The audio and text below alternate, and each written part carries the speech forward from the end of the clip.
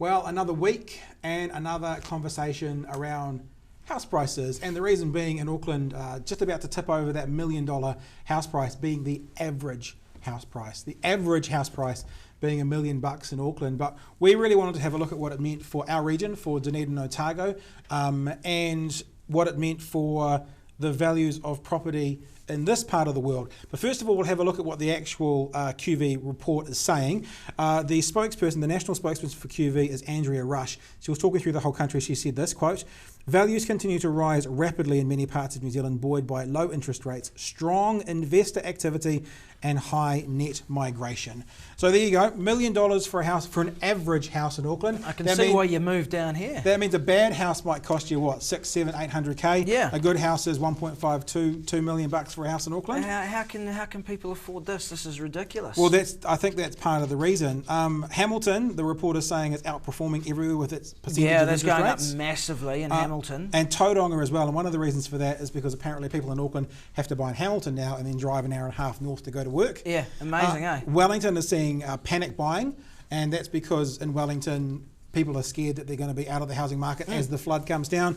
And in Christchurch, it's pretty slow and steady, not such a big increase in the Christchurch region. But we thought we'd have a look at the prices around here. We've got a graphic to show you some of the local areas to Dunedin, local and beyond. Waimati, Waitaki, Central Otago. And you can see Queenstown Lakes there. Average house price now $910,000, nearly $911,000. It's gone up 27%. 27%. For people who live in Dunedin, your house prices have gone up, let's call that 10 to 12% over the last 12 months. In the Clutha district, 174,000 was 168, up 3.5%. So house prices going up across the board. Yeah, and I guess it's economies of scale. Everyone complains, you know, someone in Dunedin will complain that house prices are now $350 and they used to be $250. Someone in Auckland says they're $1 million, they used to be $600,000. Yeah, exactly. Well, I've been recently looking for a house and I've given up because it's just a nightmare.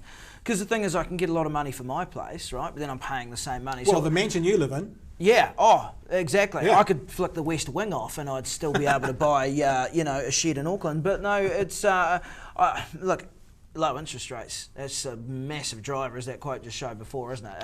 You remember back in the day, my parents used to talk about 22% interest rate or something when they bought their first home. Yeah. 22%. Now it's at what, the OCR is about 2.25, isn't it? Along those lines. So that reflects interest rates which are next to nothing at the moment, really. And you can shop around for a good deal because the banks are courting your dosh as well, as they tend to do. But even for Dunedin City as well, those prices up 11%. Yeah, it's interesting times. We've had this conversation before on various levels on ODT TV, and it seems to me that there's two ways to look at this. It's cup half full, cup half empty. Cup half empty is prices are getting too expensive, this is ridiculous, and we're talking about Dunedin here.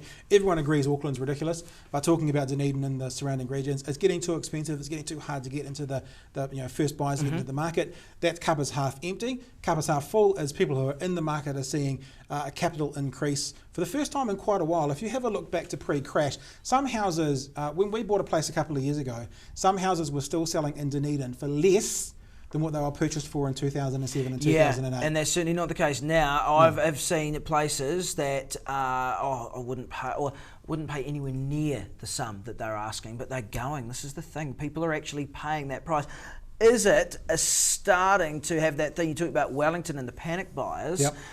There's an element here, surely, of panic buying when it comes to Dunedin property market at the moment. I think so, and I think the numbers are showing a slight increase of investor activity here in Dunedin. And as we said a couple of weeks ago, when the new 40% deposit rules come into effect into the banks, the Reserve Bank is asking for at the moment, you need $400,000 to get 40% in Auckland to buy a place. Down here at 300,000, what's 40% of that? 60? No, 120. So you need 120. So in other words, you could get 3 properties in Dunedin for 1 deposit in Auckland using the same deposit ratio. So, you know, it's driving the price up. It's going to continue to drive the price up. And if you can get in, now is probably the time because it's not going to go down for a while. Exactly. And more of your mates are going to come and join us down here.